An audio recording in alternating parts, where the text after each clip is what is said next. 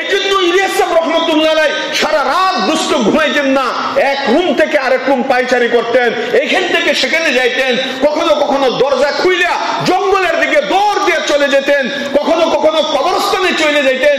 ওইখানে মানব দানবহীন একদম শুনশান এলাকা, নিরিবিলি এলাকা, মানুষের কোনো আওয়াজ নাই, কবরস্থানের মাঝখানে চলে যাইতেন, ঝিঝি পোকার আওয়াজ ছাড়া সেখানে কোনো আওয়াজ উনি কানে শুনতে পাইতেন না। সেইখানে নিজের জ্বালা, নিজের ব্যথা, নিজের দরদ মুখ খুইলা বুক ফাটাইয়া চিৎকার দিয়া বলতেন ওইখানে, আয় খুদা মাই ক্যা করো, আয় আল্লাহ মাই ক্যা করো, ও আল্লাহ লক্ষ লক্ষ কোটি কোটি মা বোন আমার চোখের সামনে কালিমার হারা হইয়া তারা কাফের বেঈমান হয়ে কবরে যাইতেছে, আমি ইলিয়াসের জন্য কি করতে পারি? আপনি আমাকে সাহায্য করেন, আপনি আমার উপরে নুসরত করেন। হাউ মাউ করে চিৎকার করে কাঁদতেন আর সারা রাত দৌড়াদৌড়ি করতেন।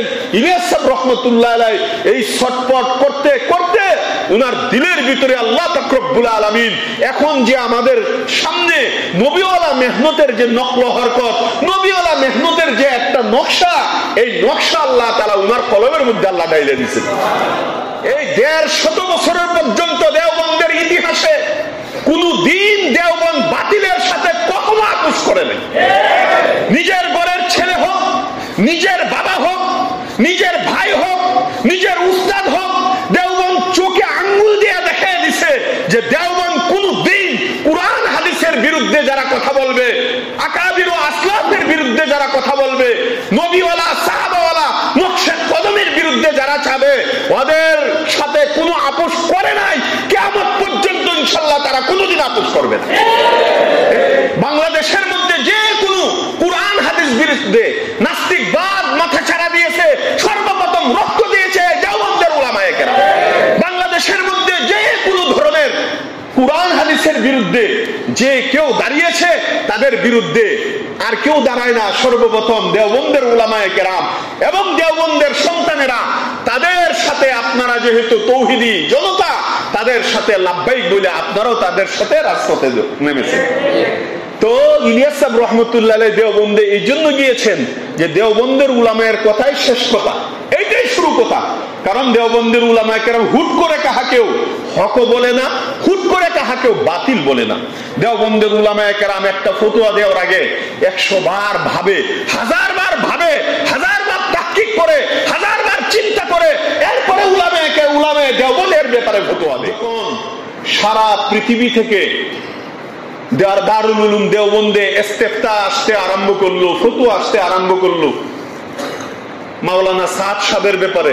উনি কোরআনের বিরুদ্ধে এমন বলেন, কোরআনের অপব্যাখ্যা করেন, হাদিসের অপব্যাখ্যা করেন, এরপরে সলফে সালিহিনদের ব্যাপারে এই সমস্ত কথা বলেন, উলামায়ে কেরামের ব্যাপারে এই সমস্ত কথা বলেন, এবং যারা মাদ্রাসা মসজিদ নিয়ে এমন এমন কথা বলেন, শত শত এবং রেকর্ড করা এবং দলিল সহকারে, প্রমাণ সহকারে শত শত বই বাজারের মধ্যে আছে, আপনারা পাইবেন রেকর্ড করা। এই জিনিসগুলো যখন তাদের কাছে সারা পৃথিবী থেকে চিঠি আসতে আরম্ভ করলো, সারা দুনিয়া থেকে ইস্তেফতা আসতে আরম্ভ করলো, ফতোয়া জিজ্ঞাসা করতে আরম্ভ করলো যে এহেন অবস্থায় যে উনি আকাবির ও আসলাফের বিরুদ্ধে কথা বলতেছেন, যে ইলিয়াস সাহেব রহমতুল্লাহ আলাইহি আল্লাহর কাছ থেকে চেয়ে রেখে যাওয়া যে মেহনত আমাদেরকে রেখে দিয়ে গিয়েছিলেন, এর উসুল অনুযায়ী উনি চলতেছে না, কেমন যেন লাগতেছে উনি নতুন কোন একটা মিশন নিয়ে নামছে।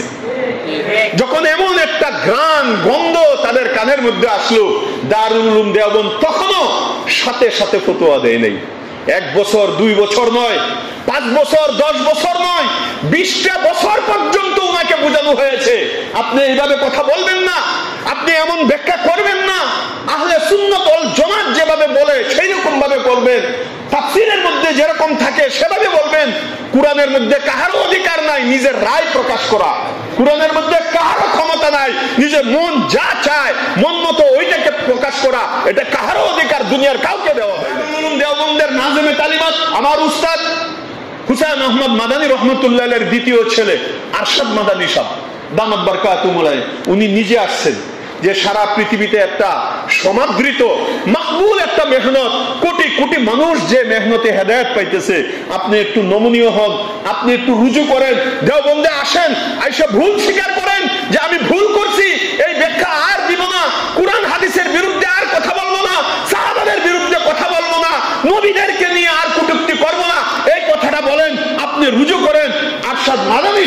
এখান থেকে বলছেন এ লোক মানে কানিহি, সে আমাকেও মানে না, সে আমাকেও মানে না।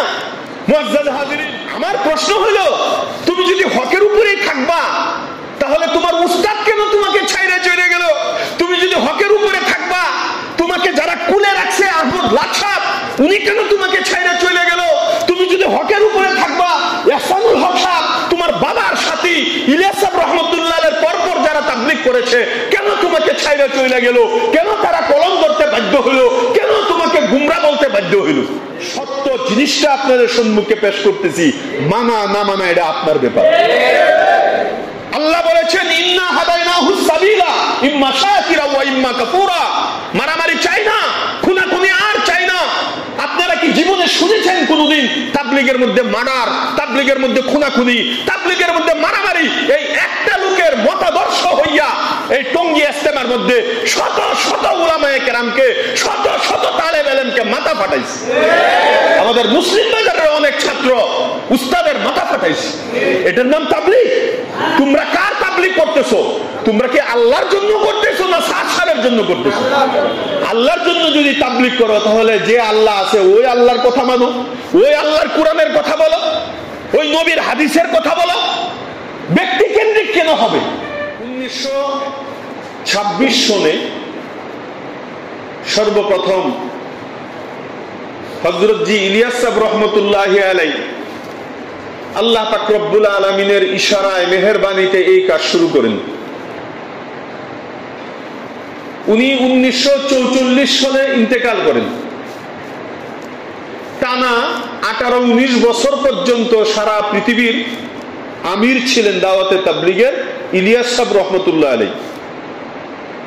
এই 18-19 বছর পর্যন্ত পুরা পৃথিবীর কোথাও, দুনিয়ার কোন প্রান্তে একটা টু শব্দ হয় নাই দাওয়াতের কাজ নিয়ে।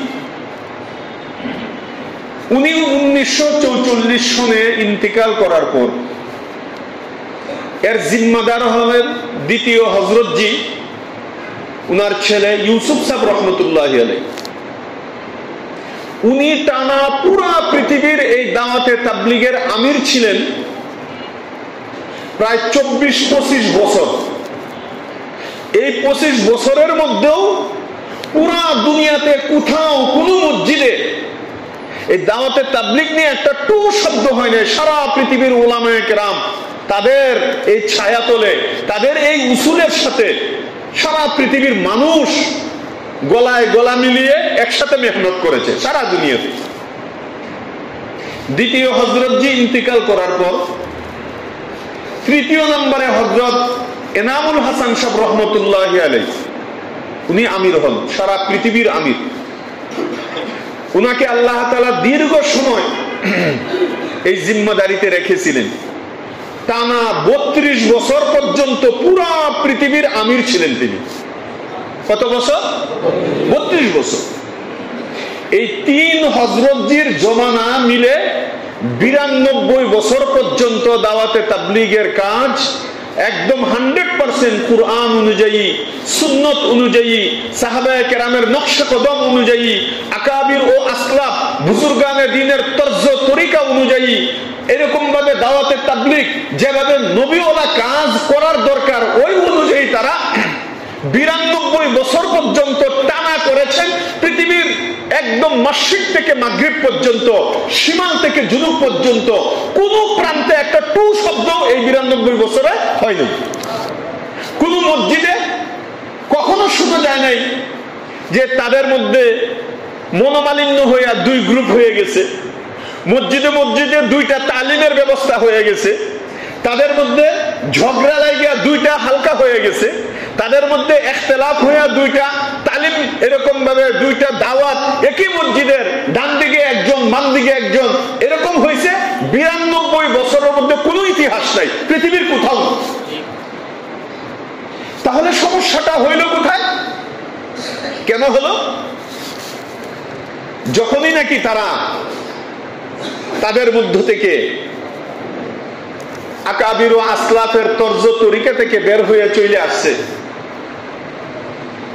এই হযরত জি ইলিয়াস সাহেব রহমতুল্লাহি আলাইহি রেখে যাওয়া সেই নবীওয়ালা মেহনতের মধ্যে যখন নিজের খুদগর্জি, নিজের আত্মপ্রকাশ করার জন্য, নিজেকে জাহের করার জন্য কোরআনের বহির্ভূত, হাদিস বহির্ভূত নিজের রায়গুলো যখন খুললাম খোলা বড় বড় মজমার মধ্যে পেশ করতে আরম্ভ করলেন,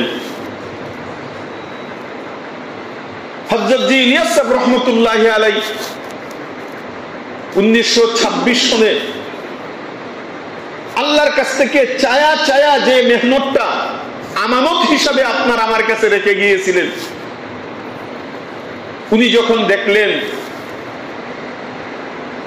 যে কিছু সংখ্যক মানুষ ওরা উলামায়ে কেরামকে মহব্বত করে, মাদ্রাসাকে মহব্বত করে, মসজিদকে মহব্বত করে, কুরআনকে মহব্বত করে, হাদিসকে মহব্বত করে,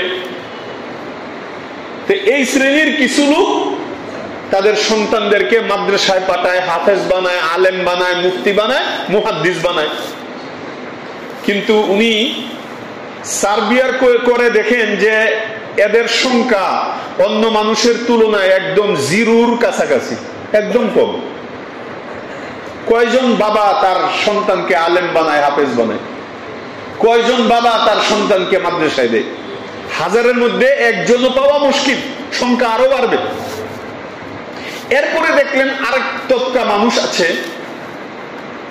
যারা নাকি মসজিদের সাথে সম্পর্ক রাখে, মাশাআল্লাহ 5 ওয়াক্ত নামাজ মসজিদের মধ্যে এসে পড়ে, আখিরাতের ভয় তাদের ভিতরে আছে, ইমাম খতিবের সাথে তাদের তাল্লুক এবং সম্পর্ক রয়েছে, তাই তারা 5 ওয়াক্ত নামাজও মসজিদে পড়ে, জুমার নামাজও তারা পড়তে আসে। কিন্তু তিনি এইটারও আদমশুমারি কইরে দেখেন এদেরও সংখ্যা যারা নামাজ পড়ে না তাদের তুলনায় অনেক কম, একদম শর্ট। এরপরে দেখলেন কিছু সংখ্যক লোক তারা বড় বড় উলামায়ে কেরাম, বুজুর্গানে দ্বীন, আল্লাহওয়ালা যারা আছে তাদের সাথে সম্পর্ক রাখে, হক্কানি উলামায়ে কেরামের সাথে তারা সম্পর্ক রাখে। এই পীর মাশায়েখের সাথে সম্পর্ক রেখে তারা তাদের সাথে ইসলাহি সম্পর্ক করে, তাজকিয়া আত্মশুদ্ধির জন্য তাদের কাছে যায় বয়াত হয়, সকাল সন্ধ্যা কিছু জিকির আজকার করে, তাদের আল্লাহর সাথে তাল্লুক করার জন্য এই সমস্ত আল্লাহওয়ালাদের খানকার মধ্যে যায় তারা সময় লাগায়। আগে কিন্তু খানকার নিজাম ছিল, এখন যেরকম তাবলিগের মধ্যে চিল্লা, আগে চিল্লা দিত ঠিকই কিন্তু খানকার মধ্যে যায় দিত। আগেও 10 দিন ছিল, 3 দিন ছিল, 1 চিল্লা ছিল, 3 চিল্লা ছিল, সাল ছিল, কিন্তু এরকম ভাবে না, সেটা ছিল পীর মাশায়েখ বুজুর্গানে দ্বীনের খানকায় যায় যায়, সেখানে একদম দরজা বন্ধ করে রাত দিন জিকির আজকার করে নিজেকে সংশোধন করত। কিন্তু এই সংখ্যাটাও লাখের মধ্যে একজন। এখনো আমরা এখানে মসজিদে যারা আছি বলেন তো দেখি আমরা কয়জন সত্যিকারে রেগুলারলি আল্লাহওয়ালাদের দরবারে যায়া খানকার মধ্যে থাইকা জিকির আজকার কইরা গুনাহ মাফ করায়া আমরা কবরের জন্য প্রস্তুতি নিতেছি, দুনিয়া ছাইরা দিছি, এমন হাজারের মধ্যে একজন পাওয়া তো মুশকিল হয়ে যাবে। কথা বলে না কেন? তো ইলিয়াস সাহেব রহমতুল্লাহ আলাইহি দেখলেন এই তবকাটাও একদম নগণ্য, একদম কম। এরপরে উনি দেখলেন আরেক তবকা আছে উম্মতের মধ্যে যারা তাদের গ্রামে এলাকায় মসজিদ মাদ্রাসার আন্ডারে বছরে একদিন তাদের মাহফিল হয়, ওয়াজ হয়, নাম দেওয়া হয় বাৎসরিক ওয়াজ মাহফিল, অর্থাৎ বছরে একবার। তো সেখানেও একদল লোক বক্তাদের ওয়াজ শুনতে যায়, তাদের আলোচনা শুনতে যায়, তাদের কাছ থেকে কোরআন হাদিসের নসিহত শুনতে যায়। অনেকে আবার নসিহত শুনে আল্লাহওয়ালাও হয়ে যায়, দিলের হালাত পরিবর্তন হয়ে যায়, গুনাহ ছেড়ে দেয়। কিন্তু এই সংখ্যাটাও একদম কম। তো তিনি চিন্তা করতেছিলেন ইলিয়াস সাহেব রহমতুল্লাহ আলাইহি যে যারা ওই মাদ্রাসার সাথে সম্পর্ক এবং যারা মসজিদের সাথে সম্পর্ক, 5 ওয়াক্ত নামাজ পড়ে, ইমাম খতিবের সাথে তাদের তাল্লুক, যারা পীর মাশায়েখের সাথে তাল্লুক, যারা খানকার মধ্যে যায় নিজের ইসলাহ এবং আত্মশুদ্ধি করে, এবং যারা ওয়াজ নসিহতে যায়, এই সব সংখ্যা মিলানোর পরে এরা ছাড়া যারা বেনামাজি রয়ে গেছে, নামাজ পড়ে না, রোজা রাখে না, হজ করে না, টাকা আছে যাকাত দেয় না, ইসলামের অনুশাসনে চলে না, নবীর সুন্নাহ অনুযায়ী চলে না, এই সংখ্যাটা তাদের চেয়ে হাজার না লক্ষ লক্ষ গুণ বেশি। কথা বলে না কেন? ঠিক কি ঠিক না? যারা নামাজ পড়ে তাদের সংখ্যা বেশি না বেনামাজির সংখ্যা বেশি? বলে বেনামাজির সংখ্যা বেশি। তাই ইলিয়াস সাহেব রহমতুল্লাহের দিলের মধ্যে একটা কামড় দিল, হায় হায় উম্মতের বিশাল বড় একটা তবকা প্রতিযোগিতা কইরা তারা জাহান্নামের দিকে দৌড়াইতেছে।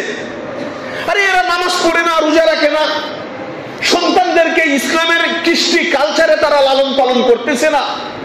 উনার ভিতরে একটা জ্বলন পয়দা হইল, হাই হাই রে, লক্ষ লক্ষ কোটি কোটি আমাদের মা বোনেরা, মুমিন মুসলমানেরা আজকে ঈমান হারা হয়ে কবরে যাইতেছে, পথ হারা হয়ে তারা কবরে যাইতেছে, সিরাতে মুস্তাকিম থেকে সইরে যাইতেছে। এমনকি ইসলাম তাদের ভিতরে তো নাই, অপরন্ত তারা ইহুদ নাসারাদের কৃষ্টি কালচার তাদের ঘরের মধ্যে সাজাইতেছে। তাদের সন্তানাদির বিবাহ হচ্ছে ইহুদ নাসারাদের কৃষ্টি কালচার অনুযায়ী, নবীর সুন্নত তাদের ভিতরে নাই। বাচ্চাদেরকে পোশাক টুশাক পরাইতেছে ইহুদ নাসারাদের কালচার অনুযায়ী। তাদের বিবাহের মধ্যে আল্লাহ রাসূলের সুন্নত নাই, ইহুদ নাসারার কালচার। তাদের ব্যবসা বাণিজ্যের মধ্যে ইহুদ নাসারার কালচার। তাদের হালাল হারামের কোনো বাছ বিচার নাই। ওরা শুধু কিভাবে খাবো, কিভাবে দুনিয়া কামাবো, কিভাবে ঘর সাজাবো, কিভাবে বাড়ি সুন্দর করব, মিল ফ্যাক্টরি বড় করব, আখিরাত থেকে তারা একদম জাহেল এবং গাফেল হয়ে গেছে। এই চিন্তা যখন ইলিয়াস সাহেব রহমতুল্লাহ আলাইহির কলিজার ভিতরে আসলো, উনার অন্তরের ভিতরে একটা কামড় দিল, হায় হায় এই বিশাল বড় কোটি কোটি আমার মুসলমান মা বোনদের জন্য কি করা যায়, ওদেরকে কিভাবে দ্বীনের রাস্তায় আনা যায়, ওদেরকে কিভাবে রাসূলের তরিকার ভিতরে উঠানো যায়। এই টেনশনে উনি এমন ভাবে ছটফট করতে আরম্ভ করলেন, উনার রাত্রে আর ঘুম হয় না, উনার মুখের মধ্যে আর খানা যায় না, উনি বেচैन হয়ে যান। উনি বিছানায় শুয়া এপিট ওপিট করতে থাকেন, এপাশ ওপাশ করতে থাকেন। উনার বিবি জিজ্ঞাসা করেন, আরে আপনার কি হয়েছে? আপনি ঘুমান না, আপনি খান না, আপনি ঠিক মতো গোসল করেন না, আপনি কি অসুস্থ? ইলিয়াস সাহেব রহমতুল্লাহ আলাইহি বলেন, আরে আল্লাহ কি বান্দি, ও আল্লাহর বান্দি, শুনো শুনো, আমার ভিতরে উম্মতের যে জ্বালা, আমার ভিতরে উম্মতের যে মায়া, আমার ভিতরে উম্মতের যে ফিকির, এই ফিকির যদি তোমার ভিতরে থাকতো তাহলে আজকে রাত্রি জাগরণকারী একজন না হইয়া দুইজন হইত। এই জন্য ইলিয়াস সাহেব রহমতুল্লাহ আলাইহি সারা রাত দুষ্ট ঘুমাইতেন না, এক রুম থেকে আরেক রুম পায়চারি করতেন, এইখান থেকে সেখানে যাইতেন, কখনো কখনো দরজা খুইলা জঙ্গলের দিকে দৌড় দিয়ে চলে যেতেন, কখনো কখনো কবরস্থানে চলে যাইতেন। ওইখানে মানব দানবহীন একদম শুনশান এলাকা, নিরিবিলি এলাকা, মানুষের কোনো আওয়াজ নাই, কবরস্থানের মাঝখানে চলে যাইতেন, ঝিঝি পোকার আওয়াজ ছাড়া সেখানে কোনো আওয়াজ উনি কানে শুনতে পাইতেন না। সেইখানে নিজের জ্বালা, নিজের ব্যথা, নিজের দরদ মুখ খুইলা বুক ফাটাইয়া চিৎকার দিয়া বলতেন ওইখানে, আয় খুদা মাই ক্যা করো, আয় আল্লাহ মাই ক্যা করো, ও আল্লাহ লক্ষ লক্ষ কোটি কোটি মা বোন আমার চোখের সামনে কালিমার হারা হইয়া তারা কাফের বেঈমান হয়ে কবরে যাইতেছে, আমি ইলিয়াসের জন্য কি করতে পারি? আপনি আমাকে সাহায্য করেন, আপনি আমার উপরে নুসরত করেন। হাউ মাউ করে চিৎকার করে কাঁদতেন আর সারা রাত দৌড়াদৌড়ি করতেন। ইলিয়াস সাহেব রহমতুল্লাহ আলাইহি এই ছটফট করতে করতে উনার দিলের ভিতরে আল্লাহ পাক রব্বুল আলামিন এখন যে আমাদের সামনে নবীওয়ালা মেহনতের যে নকল হরকত, নবীওয়ালা মেহনতের যে একটা নকশা, এই নকশা আল্লাহ তাআলা উনার কলমের মধ্যে আল্লাহ ডাইলে দিয়েছেন। কিন্তু এই নকশা ডালার সাথে সাথেই উনি কাজ শুরু করে দেন নাই। কারণ ইলিয়াস সাহেব রহমতুল্লাহ আলাইহির সাথে সাথে জেহেনে নিলেন এই কাজ অনেক উঁচু কাজ, এই কাজ নবীওয়ালা কাজ, আর নবীদের অবর্তমানে কিয়ামত পর্যন্ত নাইবে নবী হলো দুনিয়ার উলামায়ে কেরাম। এই জন্য ইলিয়াস সাহেব রহমতুল্লাহ আলাইহির কলবের মধ্যে এই দাগ, এই নকশা আসার পরে উনি নিজে নিজে শুরু করেন নাই, বরং উনি উনার কাজটাকে, আল্লাহ প্রদত্ত এই নকশাটাকে পুরা পৃথিবীর সমাদৃত, পুরা পৃথিবীর আস্থা ভাজন, পুরা পৃথিবীর শ্রদ্ধেয় দেওবন্দের যে সমস্ত আকাবিরিন উলামায়ে কেরাম ছিলেন তাদের সামনে পেশ করলেন। সর্বপ্রথম গেলেন তখনকার জমানার পৃথিবীর সবচেয়ে বড় মুফতি কিফায়াতুল্লাহ সাহেব রহমতুল্লাহ আলাইহি, উনার কাছে যায় উনার নকশা পেশ করলেন। এরপরে গেলেন উনার প্রিয় শেখ হযরত খলিল আহমদ সাহানপুরী রহমতুল্লাহ আলাইহি, উনার কাছে যায় উনার নকশা পেশ করলেন। এরপরে আবার দৌড় দিলেন যায় আব্দুল কাদের রায়পুরী রহমতুল্লাহ আলাইহি, উনার কাছে উনার নকশা পেশ করলেন। এরপরে দৌড় দিলেন উনি উনার নকশা পেশ করলেন হযরত সাহারানপুরের নাজেমে তালিমাত যিনি ছিলেন আব্দুল লতিফ সাহেব রহমতুল্লাহ আলাইহি, উনার কাছে উনার নকশা পেশ করলেন। এরপরে দৌড় দিয়া উনার নকশা পেশ করলেন হযরত হুসাইন আহমদ মাদানী রহমতুল্লাহ আলাইহির কাছে, উনার নকশা পেশ করলেন ফাজাইলে আমলের যে মুসান্নিফ হযরত শাইখুল হাদিস জাকারিয়া রহমতুল্লাহ আলাইহি, উনার কাছে নকশা পেশ করলেন। উনার নকশা পেশ করলেন সারা পৃথিবীর সমাদৃত সমস্ত উলামায়ে কেরামের নয়নমণি হযরত মুজাদ্দিদুজ জামান আশরাফ আলী থানভী রহমতুল্লাহ আলাইহির কাছে। মোট কথা ওই তখনকার জমানার পৃথিবীর সবচেয়ে বড় বড় উলামায়ে কেরাম দারুল উলুম দেওবন্দের যে সমস্ত আকাবিরিন কেরাম ছিলেন তাদের কাছে যায় বলতেছেন, হযরত লক্ষ লক্ষ কোটি কোটি মানুষ আজকে নামাজ ছাড়া বেঈমান হইয়া ঈমান হারা হইয়া কবরে যাইতেছে। আমি তো যুগকে যুগ আল্লাহর কাছে কান্নাকাটি করে একটা নকশা একটা সূরত আল্লাহ তাআলা আমার দিলের মধ্যে ডাইলা দিয়েছেন। আমি এই নকশাটা আপনাদের পায়ের মধ্যে পেশ করলাম, আপনাদের সম্মুখে পেশ করলাম। হযরত আমি কসম খেয়ে বলতেছি, আপনারা যদি বলেন যে এটা কুরআন সুন্নাহ অনুযায়ী, এটা নবীওয়ালা মেহনত, এটা সাহাবাদের মেহনত, এটা হলো দ্বীনের মেহনত, এটা সমস্ত আম্বিয়া কেরামের কালিমা, এটা সমস্ত আম্বিয়া কেরামের মেহনত, আপনারা যদি রায় দেন, ফতোয়া দেন, আমি খোদার কসম খেয়ে বলতে পারতেছি, খোদার কসম খেয়ে আমি বলবো, আপনারা যদি আমাকে অনুমতি দেন, আমি ইলিয়াসের জান এই রাস্তায় আমি কুরবান করে দেব। ইলিয়াস সাহেব রহমতুল্লাহ আলাইহি একা একা শুরু করেন নাই। ইলিয়াস সাহেব রহমতুল্লাহ আলাইহি উনার নকশা আসার পরে দৌড় দিচ্ছেন কার কাছে? উলামায়ে কেরামের কাছে, দেওবন্দি উলামায়ে কেরামের কাছে। তারা যখন গ্রিন সিগন্যাল দিলেন, তারপরে তিনি মানুষকে ভাড়া কইরা রুজানা কামলা, মিয়াজি মুসা সাহেব, মিয়াজি মেহরাব সাহেব, সর্বপ্রথম তারা মানুষের খেতে কাজ করত। জিজ্ঞেস করতেন তোমরা কি করো? কয় টাকা রোজ? এত টাকা রোজ। আমার কালকে থেকে আমার ঘরে কাজ করবো। উনি ওদেরকে রোজানা আইনা কয় ওযু করো। কয় ওযু কি জিনিস? কয় এমনি এমনি করো, এটা ওযু। আচ্ছা করলাম, আমার সাথে আসো। কোথায় যাবো? কয় কাজে যাইবে। আমি যে কাজে লাগাবো সারাদিনের জন্য তো কিনে নিছি। মসজিদে যায় তাদেরকে বসায় বসায় 6 নম্বর শিখা। ইলিয়াস সাহেব রহমতুল্লাহ আলাইহি ইচ্ছা করলে নিজেই শুরু করতে পারতেন যে এটা আমার নকশা, এটা আমি আল্লাহর কাছ থেকে চাইয়া নিছি, সুতরাং কাহাকেও জিজ্ঞাসা করার দরকার নাই, উলামায়ে কেরাম দরকার নাই। না, ইলিয়াস সাহেব রহমতুল্লাহ আলাইহি উনি হযরত উলামায়ে কেরামের দরবারে যায় তাদের কাছ থেকে অনুমতি নিয়ে এরপরে উনি শুরু করলেন। এরপরে কাজটা আস্তে আস্তে হাঁটি হাঁটি পা করে উনি শুরু করলেন। মুআজ্জাজ হাজিরিন, ইলিয়াস সাহেব রহমতুল্লাহ আলাইহি কেন উলামায়ে দেওবন্দের কাছে গেলেন? কারণ ইলিয়াস সাহেব রহমতুল্লাহ আলাইহি উনিও দেওবন্দের একজন ছাত্র। আমি আব্দুল বারী নিজে ইচ্ছা কইরা ইলিয়াস সাহেব রহমতুল্লাহ আলাইহি যে রুমে বইসা দেওবন্দে পড়তেন, আমি ইচ্ছা কইরা ওই সিটে বইয়া আমি পড়তাম, যে আমি কিছু না হইতে পারি কিন্তু বড়দের কদম এখানে পড়ছে, বড়দের পায়ের ধুলা এখানে পড়ছে, ওদের ধুলার একটু কণা যদি আমি আব্দুল বারীর গায়ের মধ্যে লাগে, আল্লাহ তাআলা একটু বালিকণার উসিলে আল্লাহ আমাকে কবুল করে নিতে পারে।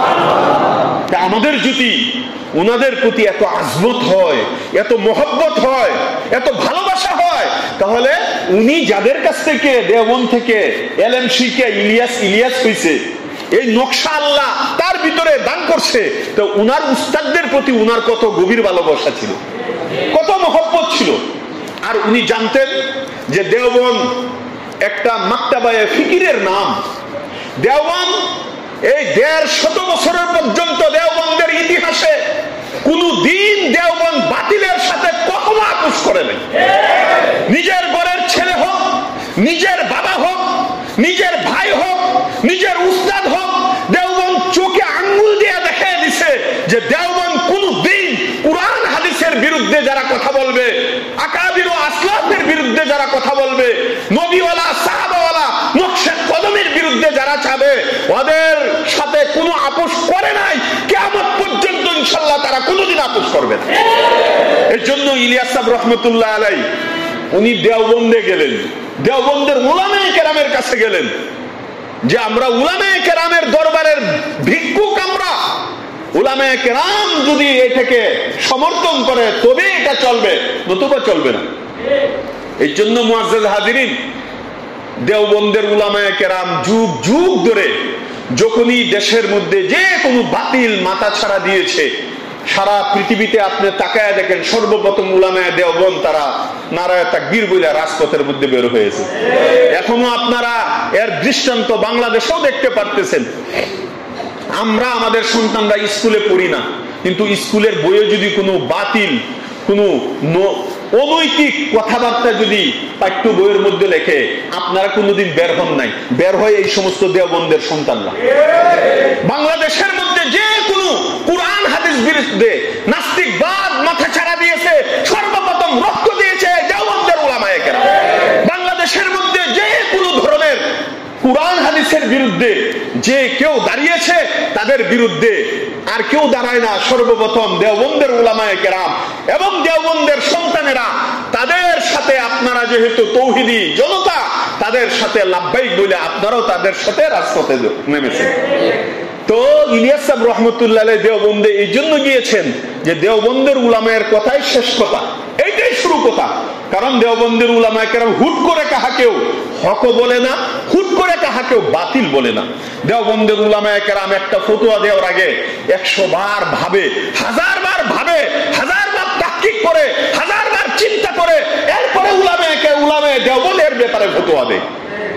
উলামায়ে দেওবন্দের ফতোয়া এত কাঁচা ফতোয়া না, উলামায়ে দেওবন্দ এত পাতলা কথা কখনো বলে না। এর জন্য মুআজ্জাজ হাজিরিন, সময় কম, এর জন্য মাঝখান দিয়া শর্টকাট করতে হইতেছে। যখন সারা পৃথিবী থেকে দারুল উলুম দেওবন্দে ইস্তেফতা আসতে আরম্ভ করলো, ফতোয়া আসতে আরম্ভ করলো মাওলানা সাদ সাহেবের ব্যাপারে, যে হুজুর বড় বড় মজলিসে, বড় বড় মাহফিলে, বড় বড় মজমার মধ্যে উনি কোরআনের বিরুদ্ধে এমন বলেন, কোরআনের অপব্যাখ্যা করেন, হাদিসের অপব্যাখ্যা করেন, এরপরে সলফে সালিহিনদের ব্যাপারে এই সমস্ত কথা বলেন, উলামায়ে কেরামের ব্যাপারে এই সমস্ত কথা বলেন, এবং যারা মাদ্রাসা মসজিদ নিয়ে এমন এমন কথা বলেন, শত শত এবং রেকর্ড করা এবং দলিল সহকারে, প্রমাণ সহকারে শত শত বই বাজারের মধ্যে আছে, আপনারা পাইবেন রেকর্ড করা। এই জিনিসগুলো যখন তাদের কাছে সারা পৃথিবী থেকে চিঠি আসতে আরম্ভ করলো, সারা দুনিয়া থেকে ইস্তেফতা আসতে আরম্ভ করলো, ফতোয়া জিজ্ঞাসা করতে আরম্ভ করলো, যে এহেন অবস্থায় যে উনি আকাবির ও আসলাফের বিরুদ্ধে কথা বলতেছেন, যে ইলিয়াস সাহেব রহমতুল্লাহ আলাইহি আল্লাহর কাছ থেকে চেয়ে রেখে যাওয়া যে মেহনত আমাদেরকে রেখে দিয়ে গিয়েছিলেন, এর উসুল অনুযায়ী উনি চলতেছে না, কেমন যেন লাগতেছে উনি নতুন কোন একটা মিশন নিয়ে নামছে। যখন এমন একটা ঘ্রাণ গন্ধ তাদের কানের মধ্যে আসলো, দারুল উলুম দেওবন্দ তখনও সাথে সাথে ফতোয়া দেয় নাই। 1 বছর 2 বছর নয়, 5 বছর 10 বছর নয়, 20টা বছর পর্যন্ত উনাকে বোঝানো হয়েছে আপনি এইভাবে কথা বলবেন না, আপনি এমন ব্যাখ্যা করবেন না, আহলে সুন্নাত ওয়াল জামাত যেভাবে বলে সেই রকম ভাবে করবেন, তাফসীরের মধ্যে যেরকম থাকে সেভাবে বলবেন। কোরআনের মধ্যে কারো অধিকার নাই নিজের রায় প্রকাশ করা, কোরআনের মধ্যে কারো ক্ষমতা নাই নিজের মন যা চায় মন মতো ওইটাকে প্রকাশ করা, এটা কারো অধিকার দুনিয়ার কাউকে দেওয়া হয় না। বারবার যখন উনাকে বুঝানো হইল, কিন্তু উনি তো বুঝনেওয়ালা না। এমনকি আপনাদেরকে মাঝখানে একটা কথা বলি, ইস্তেমার ময়দানে যারা, আমরা তো আলহামদুলিল্লাহ সবাই যাই না ইস্তেমার ময়দানে, আমি ছোটকাল থেকে, আপনারাও ছোটকাল থেকে যান ইস্তেমার ময়দানে। ছোটকাল থেকে যাদের কণ্ঠ শুনতে পাইছেন, এখনো পাইতেছেন, মুরব্বী আহমদ লাকসাব দামাত বারকাতুহুম, উনি সারা জিন্দেগি ইস্তেমার ময়দানে উলামায়ে কেরামের সামনে খাস বয়ান দেন, জানেন না আপনারা। এরপরে ইব্রাহিম দেউলা সাহেব, উনি এই সাদ সাহেবেরও উস্তাদ, সাদ সাহেবের বাবা হারুন সাহেব উনারও উস্তাদ, এখনো আছেন উনি এখনো ইস্তেমার ময়দানে বড় বড় বিশেষ বিশেষ সময়ের মধ্যে উনি আলোচনা করেন, উনি আমাদেরকে দিক নির্দেশনা দেন। এরপরে এহসানুল হক সাহেব দামাত বারকাতুহুম, বিশাল বড়, ওই শুরু থেকে এখনো পর্যন্ত ইস্তেমার বয়ানে উনি বয়ান দিতেছেন, উনাদের হাতেই ইস্তেমা শুরু, এখনো পর্যন্ত উনাদের হাতে আছে।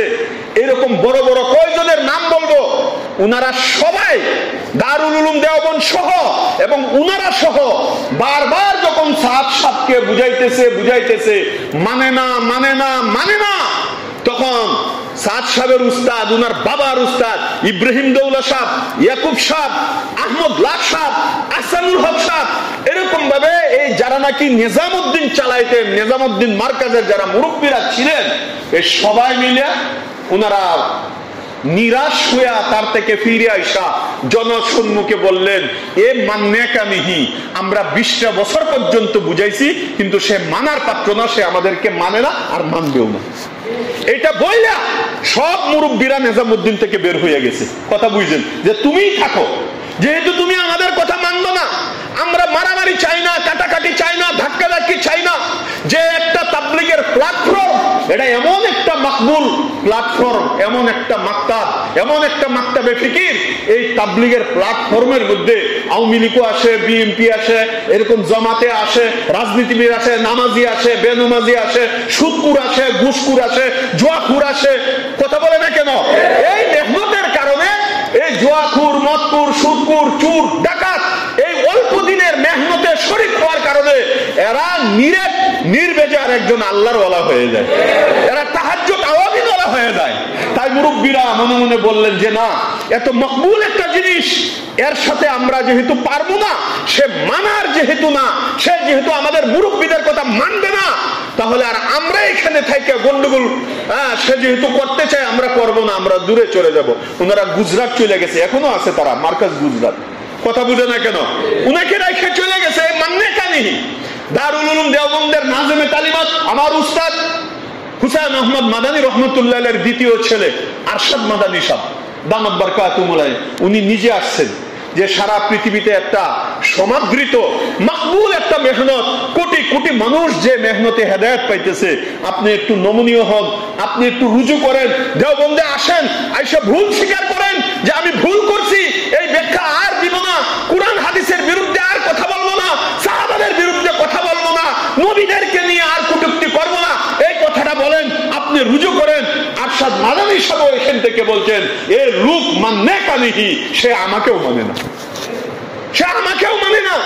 মুআজ্জাজ হাজিরিন, যখন নাকি সবাই নৈরাশ হয়ে গেল, সবাই ওইখান থেকে যখন নাকি খালি হাত হয়ে গেল, তখন আর করার কিছুই নেই, ওনারা সবাই গুজরাতে চলে গেলেন, ওইখানে যে মার্কাজ করছেন, ওইখান থেকে আমাদের এখানে আসেন।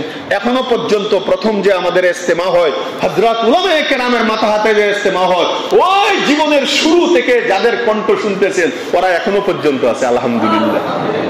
আমার প্রশ্ন হলো, তুমি যদি হকের উপরেই থাকবা, তাহলে তোমার উস্তাদ কেন তোমাকে ছাইরে চলে গেল?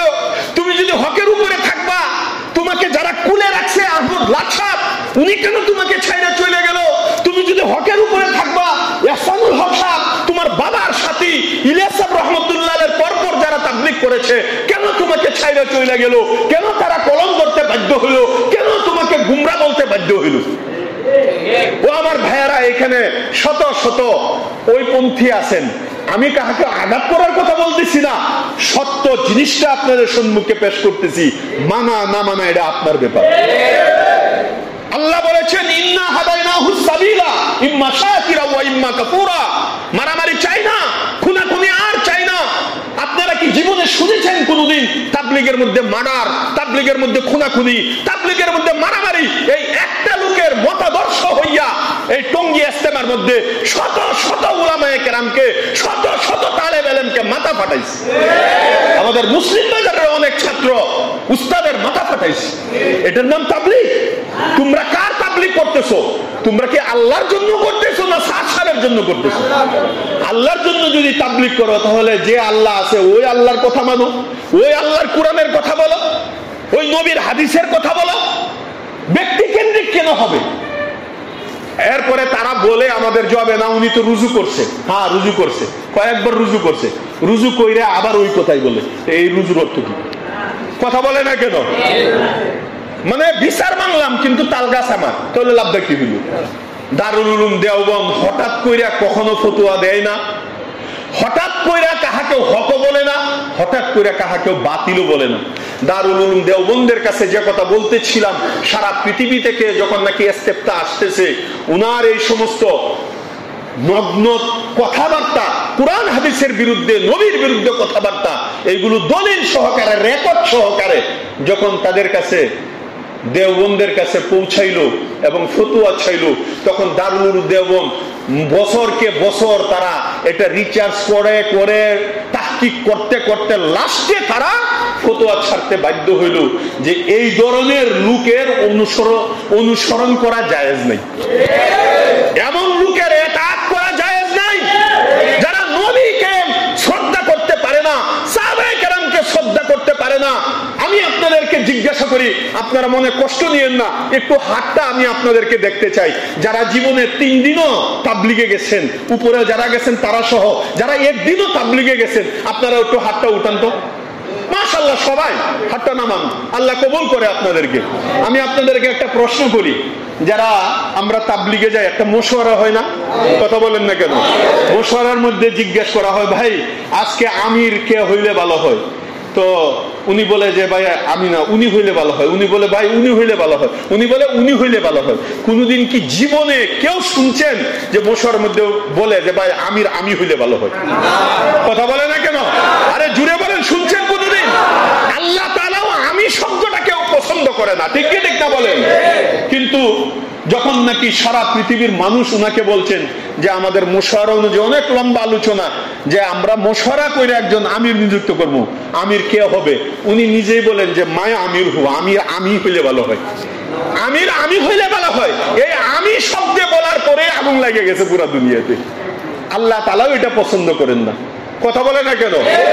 দেখেন, যখনই নাকি ফেরাউন বলছিল আনা রব্বুকুমুল আলা, আমি বড় খোদা, এই আমি যখন বলছিল তখনই আল্লাহ চুবাইছে। কথা বলে না কেন? শয়তান রে আল্লাহ বলছিল এই তুমি সেজদা করো, কয় না সেজদা করবো না। কয় কেন করবো না? কয় আনা খায়রুম মিনহু, আনা খায়র, আনা শব্দের অর্থ আমি। বলেন আনা অর্থ কি? এই আমি শব্দটা আল্লাহ পছন্দ করেন না। এই এক আমিত্বর কারণে, আমি বলার কারণে পুরা দুনিয়ার সমাদৃত মাকবুল, সকলের একটা মাকবুল একটা মেহনত আজকে চুরমার হয়ে গেছে। প্রত্যেক মসজিদে এখন গিয়ে দেখেন 2টা তালিম শুরু হইতেছে, কিছুদিন পরে পরে আবার ঠেলাঠেলি চলতেছে, দেখতেও কত বিশ্রী লাগে। ডান দিকে একজন, বাম দিকে একজন, কেউ কারো চেহারা দেখে না, কেউ কাউকে সালাম দেয় না, কেউ কারোর সাথে কালাম করে না, কারোর সাথে কথা বলে না। ও ভাই, এইটা নাকি তাবলীগ? এইটা নবীর তাবলীগ? আবু জাহাল, আল্লাহ রাসূল সেজদায় গেছেন, উটের পচা বুড়ি নবীর মাথার মধ্যে রেখে উপরে বসে রয়েছে। ফাতেমা রাদিয়াল্লাহু তাআলা আনহা দেখতেছেন, আর 1 মিনিট গেলে তো মারাই যাইবে। আয়েশা ধাক্কা দিয়া ফালায়া উটের বুড়িগুলো সরাইয়া নবীজিকে হেফাজত করছে। এরপরেও আল্লাহর রাসূল আবু জাহেলের কাছে 18,000 বার গেছে দাওয়াতে তাবলীগ নিয়ে। 18,000 বার কালিমার দাওয়াত নিয়ে গেছে। এটার নাম তাবলীগ। তাবলীগ হলো মানুষের পায়ে ধরার নাম, তাবলীগ হলো মানুষের গলার সাথে গলা মিলানোর নাম, তাবলীগ হলো আল্লাহ তাআলা কোরআনে বলেছেন ফাবিমা রাহমাতিন মিনাল্লাহি লিনতা লাহুম ওয়ালাউ কুনতা ফাজ্জান গালিযাল কলবি লানফাদ্দু মিন হাওলিক।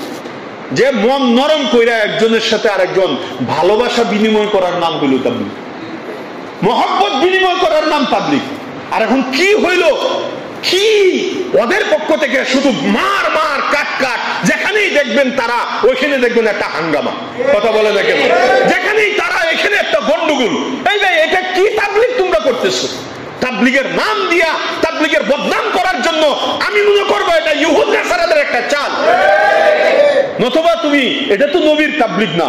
নবীর এই নম্রতা, সাহাবায়ে কেরামের এই নম্রতা, আল্লাহ তাআলা নিজেও বলেছেন যে ওয়াকুলা লাহু কাওলাল লাইয়িনা। তাবলীগের মধ্যে নরম কথা বলা, নরম সুরে পেশ আসা, একজন বকা দিলেও গালি দিলেও তার পায়ে ধরা, তাকে গলা মিলানো, এটার নাম তাবলীগ। দাওয়াত এত সোজা না। আর এখানে কোনো কিছু হইলে, মতের বিরুদ্ধে হইলে তারা লাঠি নিয়ে আসে, তারা বাহিনী নিয়ে আসে, তারা হেলমেট বাহিনী নিয়ে আসে, তারা অমুক বাহিনী তমুক বাহিনী নিয়ে আসে।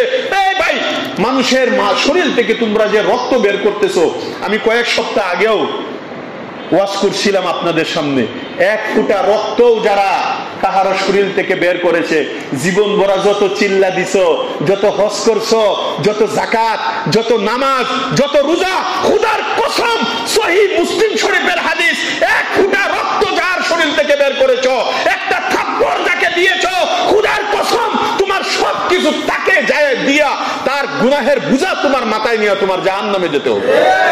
এটা কি বলি নাই, হাদিসের মধ্যে যায় নাই? আরে কথা বলেন না কেন? তাহলে তোমরা কোন তাবলীগ করতেছো? মারামারির তাবলীগ।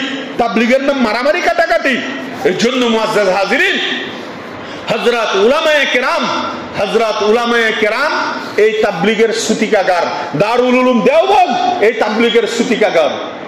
দারুল উলুম দেওবন্দ মাদ্রাসা থেকে তাবলীগ শুরু হয়েছে। সুতরাং এই দেওবন্দওয়ালারা যে ফতোয়া দিবে এটাই হলো কুরআন সুন্নাহ অনুযায়ী ফতোয়া। তারা হাজারবার লক্ষবার চিন্তা করে সেই ফতোয়া দেয়। এই জন্য মুআজ্জাজ হাজিরিন, আমাদের আকাবিররা যে ফায়সালা দিবে, আকাবিররা যে ফতোয়া দিবে, এর বিরুদ্ধে আমরা আসাগির যারা আছি আমরা এর বিরুদ্ধে যেতে পারবো না। কথা বলেন না কেন? এই জন্য হযরত উলামায়ে কেরামের প্রতি শ্রদ্ধা ভক্তি, ওদের সর্বপ্রথম টার্গেট হইল আলেম উলামা লাগবে না, ওরা নিজেরাই তাবলীগ চালাইবে। একটা গল্প মনে পড়ে গেছে, একজন মেহমান গেছিল, মুরগি জব করছে, দেশি মুরগি খুব সুন্দর করে রাঁধছে, জুলটা লইতেছে, এত টেস্ট লাগতেছে, কয় বিয়াই মুরগি জব করার কি দরকার ছিল, জুলটাই তো স্বাদ হইছে। আচ্ছা, জুলের স্বাদ কই থেকে এলো? এখন তারা বলে যে উলামায়ে কেরাম দারুল উলুম দেওবন্দ থেকে, যে দারুল উলুম দেওবন্দের ছাত্র ইলিয়াস সাহেব রাহমাতুল্লাহ আলাইহি, যে সমস্ত মুফতিয়ানে কেরাম উলামায়ে কেরামের পরামর্শে আজকে তাবলীগ এই পর্যায়ে এসেছে, আজকে বলে ইঞ্জিনিয়ার হইয়া, তারা ডাক্তার হইয়া, জেনারেল শিক্ষিত হইয়া সারাদিন বুশ খাইছে, সারা জিন্দেগি মানুষের পেটের মধ্যে লাথি দিয়া রক্ত হারাম করেছে, এবং শেষে চিল্লায় আয়া এখন বিশাল বড় আমির সাহেব সাজছে আর বলে আলেম লাগবে না। কথা বলে না কেন? তারা বলে গুস্তের কি দরকার ছিল, জুলটাই বলি মজা হয়েছে। তোমার তাবলীগের মজা, জুলের মজা এই উলামায়ে কেরামের গুস্তুর দ্বারাই হয়েছে। এটা যারা অস্বীকার করবে এরা বুকার সাগরে তারা বাস করে। একটা কথা স্পষ্ট বলতে চাই, উলামায়ে কেরাম নেতৃত্ব চায় না, উলামায়ে কেরাম তাবলীগের আমির হইতে চায় না, উলামায়ে কেরাম মার্কাজ দখল করতে চায় না, উলামায়ে কেরামকে জিম্মাদার বলো কেইতে চায় না। কিন্তু দারুল উলুম দেওবন্দের রক্ত যাদের ভিতরে আছে, খোদার কসম কিয়ামত পর্যন্ত বাতিল তাদের সামনে মাথা ছাড়া দিবে, এইটা কখনো সহ্য করবে না। হক কথাটা তারা বলবেই। সত্যটা মানুষকে অবশ্যই তারা জানাবে। আমি আপনাদেরকে প্রশ্ন করি, সাদ সাহেবের সাথে কি আপনাদের জায়গা জমি নিয়ে ঝগড়া আছে নাকি? যারা নিজামুদ্দিন ছিল তারা কি টাকা পয়সা নিয়ে ঝগড়া নাকি? তাহলে কেন ভারতের সব উলামায়ে কেরাম সাদ সাহেবের বিরুদ্ধে ফতোয়া দিল? এরপরে বাংলাদেশের শীর্ষ সমস্ত উলামায়ে কেরাম ওয়াজাহাতি জোর করে টেকনাফ থেকে তেতুলিয়া পর্যন্ত কোটি কোটি মানুষকে তার ওই বাস্তবতা, হাকিকতটা তারা জানাইতে প্রয়োজন বোধ করলো। বাংলাদেশের নয়নমণি তখন আহমদ শফি সাহেব রহমতুল্লাহ আলাইহি, এখন সমস্ত উলামায়ে কেরামের সেরে তাজ আব্দুল মালিক সাহেব মুফতি, আব্দুল মালিক সাহেব রহমতুল্লাহ দামাত বারকাতুহুল আলিয়া, এরপরে মার্কাজের যারা আছেন তারা তো আছে, সমস্ত উলামায়ে কেরাম একমত। আপনারা কি মনে করতেছেন সব উলামায়ে কেরাম একটা ভুলের মধ্যে এক হয়ে গেছে? কথা বলে না কেন? সব উলামায়ে কেরাম একটা গুমরা হয়ে গেছে একসাথে। সব উলামায়ে কেরামের শত্রু সাদ সাহেব যে উনার বিরুদ্ধে আমাদের কথা বলতে হবে, তাহলে আমাদের ফজিলত হবে, অথবা 2 লক্ষ টাকা দিবে, এটা মনে করছেন নাকি? তাহলে কিসের জন্য ভাই, কিসের জন্য? আমি এখনো বলি, এখানে যারা সাদপন্থী আছেন আপনাদেরকে বিনয়ের সাথে বলতেছি, এই মুহূর্তে পুরা পৃথিবীর গন্ডগোল বন্ধ করার জন্য 1 মিনিটের দরকার। খালি সাদ সাহেব যদি বলে আর আমি বলবো না, যা বলছি ভুল বলছি, সব শেষ। কথা বলে না কেন? আমরা গতকালকেও যেরকম সাদ সাহেবের মাথায় রেখেছি, আমি নিজে, আমরা লক্ষ লক্ষ উলামায়ে কেরাম সাদ সাহেবের বয়ান শোনার জন্য চুপ মেরে বসে থাকতাম, তখন তো তোমাকে মাথায় রাখছি। কথা বলে না কেন? আমি খোদার কসম সমস্ত উলামায়ে কেরামের জিম্মাদারি নিয়ে বলতে পারি, এখনো যদি সত্যিকারে তওবা করার মতো তওবা করে উনার ভুলগুলো স্বীকার করে উনি ফিরে আসেন, আবারও উনাকে আমরা মাথা নিতে আমরা কুণ্ঠিবোধ করবো না। আমরা কাজ, আমাদের দরকার হলো কাজ হওয়া, কে করতেছে এটার দরকার নাই, কি করতেছে এটার দরকার। এই জন্য আমরা আপনাদের সাথে শত্রু না, আমরা কোনো দুশমন না, কিন্তু হক কথাটা বলার জন্যই আল্লাহ তাআলা উলামায়ে কেরামকে, এই দেওবন্দের সন্তানদেরকে আল্লাহ পাক রব্বুল আলামিন এই ইলম দান করেছেন। আমরা যদি না বলি, মানুষকে না জানাই, তাহলে বিভ্রান্তি হয়ে যাবে। আমি আর একটা ছোট্ট কথা বলে শেষ করে দিচ্ছি। দেখেন এই মসজিদটা এবং আশেপাশে মুসলিম বাজার আরো মসজিদ আছে, আমার হাসিও লাগে আর অবাকও লাগে। দেখেন সুযোগ সন্ধানী কেমন তারা, 6টা বছর পর্যন্ত এখানে হকপন্থীরা উলামায়ে কেরামের আন্ডারে এই মসজিদের মধ্যে 5 কাজ, তালিম, তরবিয়ত যা আছে সব গাস্ত মাস্ত সব চলতেছিল। 6 বছরের মধ্যে কোনো মাথা ছাড়া দেয়নি। যেই দেখলো দেশে গন্ডগোল, বুঝেন কথাটা, আরে ভাই তুমি 2 দিন আগে আসতে পারতা, পরে আসতে পারতা। যেই দেখে পুরা দেশে গন্ডগোল, মারামারি, দেশে লাগছে আগুন, আর হেরা আলু নিয়ে আসে, আলু হুড়ের দেখেন। কথাটা এমন হয়ে গেল না? আমাদের সম্মানিত পিয়ার আহমদ সাহেব, উনি তো এগুলো বুঝেন না। ওই না যায় সরাসরি বলছে আমরা তাবলীগের জামাত আসছি, আপনাদের মসজিদে উঠতেছে। হ্যাঁ, আল্লাহ আল্লাহ জামাত উঠবে, সমস্যা কি? কথাটা বুঝছেন? কিন্তু দেখেন আপনারা এই এলাকার মধ্যে জানেন না এখানে তাবলীগের মুরব্বী আছে, এখানে তাবলীগের জিম্মাদাররা আছে, তাবলীগের চিল্লাওয়ালারা আছে, তাবলীগের মেহনতওয়ালারা আছে। আপনি কি একবারও তাদেরকে জিজ্ঞাসা করার প্রয়োজন মনে করলেন না? ওই না আইসাই উঠে গেছে গা। এরপরে দেখে যে গন্ডগোল, যেহেতু এই সুযোগটা এখানে না অনেক জায়গার মধ্যে গেছে, কিন্তু বিতাড়িত হইতেছে, আল্লাহ করতেছে, অনেক জায়গার মধ্যে গেছে, ওই সুযোগে তারা এখানে আসছে। আয়সা উমা যখনই ওই আমাদের সাথীরা বলছে যে না এখানে থাকা যাবে না, ওরা ফোন করে আর্মি নিয়ে আয়, আর্মি নিয়ে আয়। একটা খেলা পাইছে আর্মিরে, চকিদারের মতো আর্মি ঘুরাইতেছে। আর্মির কি এই কাজ নাকি? আর্মিকে তাবলীগ কোন জায়গায় দুই জমাত হইব, 2টা তালিম হইব না একটা হইব? এই জন্য আর্মিরে দেশের মধ্যে কোটি কোটি ডলার দিয়ে পাল্টাছে সরকার, এই জন্য নাকি? এটা কি ছেলে খেলা? আপনারা যে কত দুর্বল এইটাই প্রমাণ করে। আপনি আর্মির কাছে কেন যান? কথা বলে না কেন? আপনার বুকে যদি সাহস থাকতো, সত্যিকারে কোরআন হাদিস ওয়ালা থাকতেন, আল্লাহ আপনাকে ইজ্জত দান করতো। কথা বলেন না কেন? এই জন্য মুআজ্জাজ বলতেছি, আগেও বলতেছি, এখনো বলতেছি একই কথা, আমরা মারামারি চাই না, কাটাকাটি চাই না, এটা কখনো আমরা করিও না। আমরা মায়ের খাইছি, মায়ের দেই নাই। কথা বলেন না কেন? রাসূল সাল্লাল্লাহু আলাইহি সাল্লাম দ্বীনের জন্য মায়ের খাইছে। কথা বলেন না কেন? সাহাবায়ে কেরাম মার খাইছে, আগে একদমই করে না। এর জন্য আমি আপনাদেরকে, জনসাধারণ যারা আছেন, সময় নাই, এর জন্য জানানোর জন্য এই কয়েকটা কথা বলছি। উনার যে কি বিভ্রান্তিমূলক ফতোয়াগুলো, এগুলো অনেক লম্বা। এই যে কাগজের মধ্যে আছে রহমানিয়া মাদ্রাসা, অনেক মাদ্রাসা থেকে এগুলো পড়লে আরো আধা ঘন্টা 1 ঘন্টা লাগবে। এরপরে অনেক বই টই আছে, এগুলো একটা চাপা দেওয়া ছিল, কিন্তু উনারাই বাসাইছে, এর জন্য বলতে বাধ্য হয়েছি। আজকে আসরের পরে আমাদের সম্মানিত কমিশনার সাহেব এ ব্যাপারে 2-1টা কথা বলে এখানে এও করে যাবেন আর কি। তো এই জন্য আপনাদেরকে অবগতির জন্য জানাচ্ছি যে এই জিনিসগুলো আমরা পরিহার করি। আমরা আপুষে দ্বন্দ্ব, দেখেন আমি মারা গেলে আপনি আসবেন আমার জানাজায়, আপনি মারা গেলে আমি যাব আপনার জানাজায়। এই 2 দিনের জিন্দিগির জন্য একজনের মাথায় আরেকজন বাড়ি দিয়া, একজনের বিরুদ্ধে আরেকজন চইলা, সারা জিন্দিগির জন্য কালারিং হইয়েন না। এটার নাম দিন না, এটার নাম ইসলাম না। কথা বুঝে আসছে নেই? এই জন্য আর সাফ বলতে চাই, 6 বছরের মধ্যে এখানে কেউ কদম রাখে নাই। আমরা সুন্দরভাবে আমাদের 5 কাজ চলতেছে। মসজিদের কাজ হইলে তো মসজিদ আবাদ করা, আর মসজিদ আবাদ হয় 5 কাজের দ্বারা। আমাদের চলতেছে, আপনাদের দরকার নেই। কথা বলেন না কেন? আমাদের চলতেছে, আলহামদুলিল্লাহ সুন্দরভাবে চলতেছে। আমাদের এখানে না হয়তো একটা কথা ছিল। এই জন্য আমি অনুরোধ করব ভাই, উশৃঙ্খলা বিশৃঙ্খলা এইগুলো যাতে আর না হয়। আর আমরা সবাই দোয়া করি, আমি দিল থেকে সত্যি কথা বলতেছি, আল্লাহ তাআলা যেন উনাদেরকে আমাদেরকে সকলকে এক করে দেয়, বলে না আমিন। আমাদেরও ভাল লাগে না 2টা ইজতেমা হওয়া, আমাদের 2টা উনাদের 2টা, এইগুলো দেখতেও একটা দৃষ্টিকটু। কি বলেন আপনারা, কি বলেন? আল্লাহ তাআলা সামনে থেকে যেন সকলে মিলে গলায় গলা লাগায়া একটা ইজতেমা হওয়ার আল্লাহ তৌফিক দান করে, বলে না আমিন। আল্লাহ যেন আমাদের প্রত্যেকটা পাড়া মহল্লা সকল সাথীদেরকে এক হওয়ার তৌফিক দান করে, বলে না আমিন। আরেক মিনিট একটু কষ্ট দিয়ে শেষ করে দিব, ওই আলোচনা শেষ। আসলে আজকে এই আলোচনা করলাম না, যেহেতু সাজ্জাদ সাহেব কমিশনার সাহেব আজকে একটা ডেট দিয়েছেন আপনাদের অবগতির জন্য। অনেকে কিছুই জানি না, এই জন্য কিছু জানাইলাম, কিন্তু অনেক কিছুই রয়ে গেছে যেগুলো জানানোর সময় পাই নাই। কিন্তু আমি আজকে আসলে মনের মধ্যে ছিল যে দেখেন আমরা আজকে আরামে ঘুমাইতেছি, এসির মধ্যে আছি, কিন্তু আমাদের পূর্বাঞ্চল গুলো বন্যায় এমন ভাবে অতল গহ্বরে তারা পানিতে নিমজ্জিত। একতলা তো শেষ, কতজন যে মারা গেছে হিসাবের জন্য মানুষ যাইতে পারতেছে না। 2-3 জন এমনি বলে আর কি, কিন্তু আমি নিজে ভিডিওতে দেখছি একতলা পুরা হয়ে গেছে, গরু বাছুর তো সব মারাই গেছে, এই ছোট ছোট বাচ্চা, এই মা বোনেরা এরা কাতরাইতেছে, মারা যাইতেছে, এই গুলা পানি পায়খানা পেশাবের পানি খায়া ডায়রিয়া হইতেছে, তাদের এরকম ভাবে পেট নষ্ট হইতেছে, শুদ্ধ পানিও পাইতেছে না। একজন বলতেছে 3 দিন ধরে কিছুই খাইতে পারতেছি না। ভাই আপনি আমি মুরগির রান খাবো, বিরিয়ানি খাবো, আর এইখানে তারা মারা যাবে আমাদের চোখের সামনে।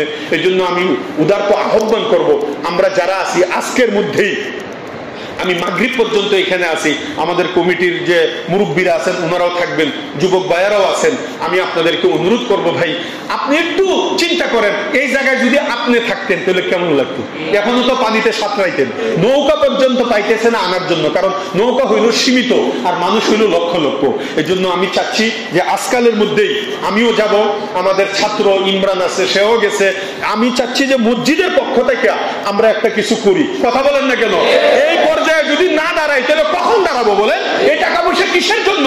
এগুলো কি কবরে নিয়ে যাব?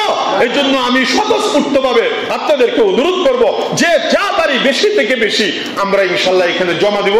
আমাদের ওই যে পিয়ার আহমদ সাহেব আছেন, আমি আছি, তারপরে কই আমাদের সিরাজ ভাই আছেন, ইমাম মুয়াজ্জিন সাহেব আছেন, আমরা মাগরিব পর্যন্ত আছি। আপনারা আশেপাশে যাদের বাসা আছে, এখনো যাদের কাছে থাকে, সর্বোচ্চ যে যত পারি আমরা একটু এখানে আইনের জমা দেই। ইনশাল্লাহ কালকের মধ্যেই যাওয়া আমরা ফিকির করব। কি বলেন? রাজি আছি তো আমরা ইনশাল্লাহ? আল্লাহ তাআলা আমাদেরকে তৌফিক দান করে বলেন আমিন।